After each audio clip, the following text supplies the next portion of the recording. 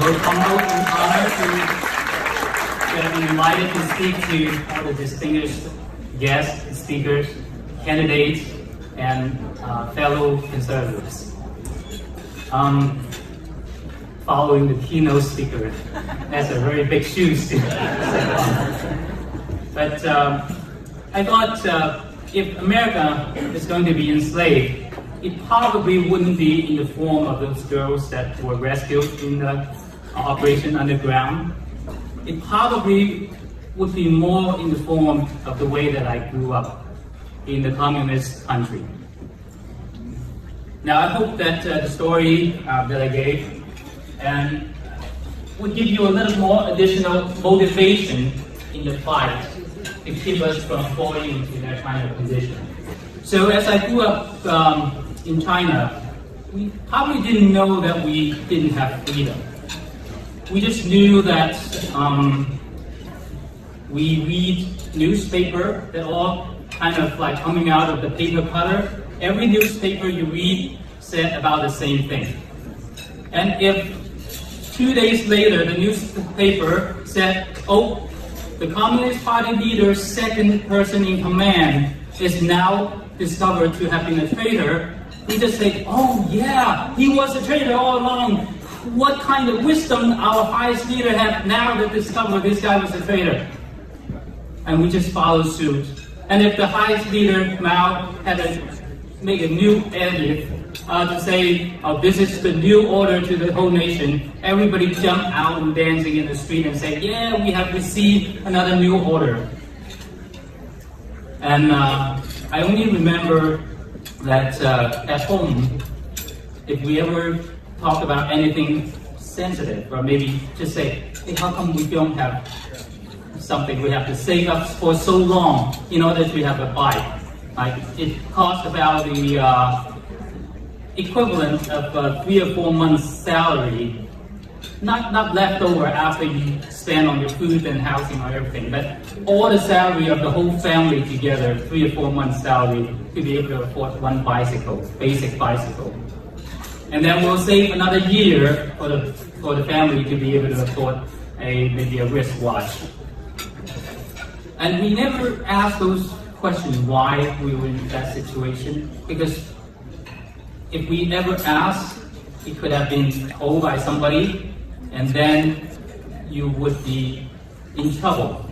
Now, the Communist Party achieved that kind of mind control over several steps.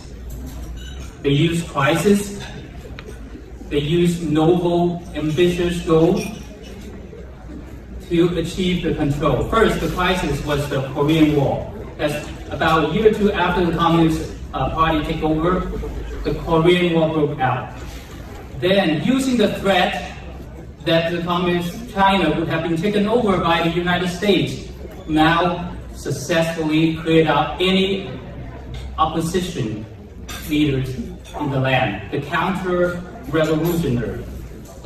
Okay, so a lot of the thought leaders were taken out of the way.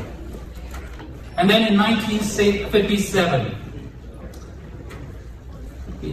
they have an ambitious goal to overtake America and England as the industrial power. So he called it the Great Leap Forward, so that all the people's private property were taken by the government, pulled together in order to reach this goal, overtaking America and England to be the world's #1 power.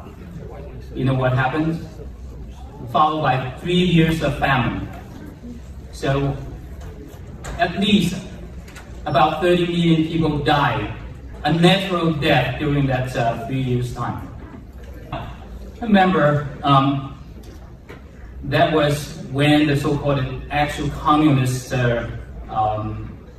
policies were enforced, because there's no more private property. So everybody's land had been contributed to the commune, and then everyone worked together and receive whatever little the Communist Party gives you. And the Communist Party would dictate what kind of crops you would grow. So when I was listening to the presidential town hall when Joe Biden was answering a question, he said that we're going to create these land banks in order for the green economy. These land banks will be directed by experts to tell people what would be the best crop to grow in order to promote this green economy. And then you will get credit from the government for what you do, the bidding of the government. We know exactly where he copied that from. But we should also know that's what it would lead to. Now, we're talking about crisis. When crisis came, it's very easy for the party to exert control. And in China, back in the early 50s, they were using the Korean War as a crisis.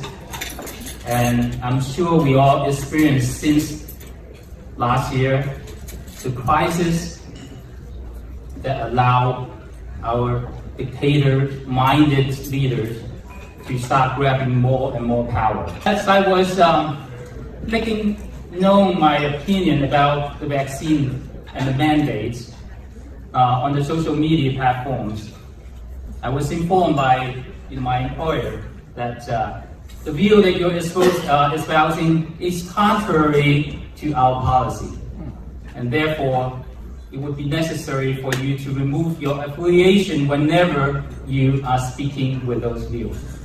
So at that time, this employer still honor each person's own decision regarding whether to receive the vaccine. So I thought, okay, so the deal is that I can still speak up, I can still decide whether I receive the vaccine or not.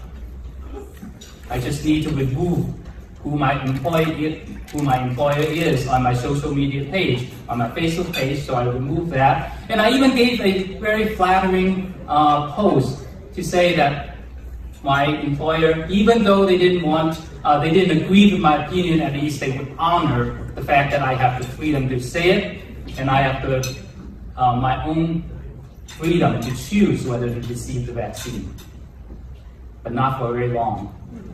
So this would come in the form both of as Inslee's direction and also in the institution's own decision. So in the staff virtual meeting, as I was one of the providers in the meeting, so I thought very hard and long. It wasn't easy to go against the narrative because they have the podium, they have the mandates from the government, and they have some quasi-scientific support.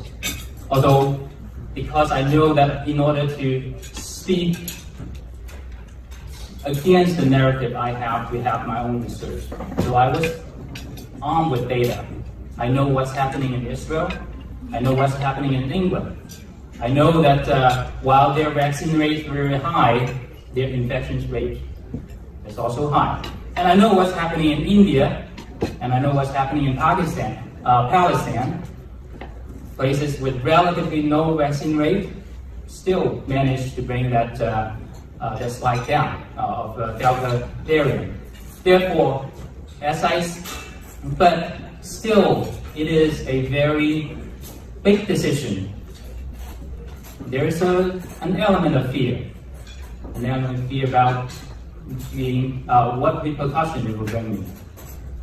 So, at first, I raised some small questions about some of the details, numbers, and all that, but that would not be helpful. So I typed up a message about what I felt, what the vaccine would have done and would not have done. And I think it took me about 15 minutes before I hit send on that message.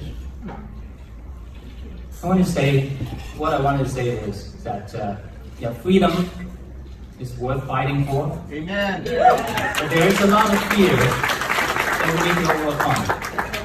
I don't remember who said that, this quote, that courage is not the lack of fear, but the decision to do it even despite the fear.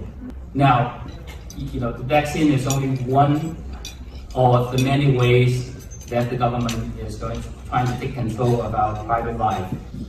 And I'm not saying that the vaccine is all bad.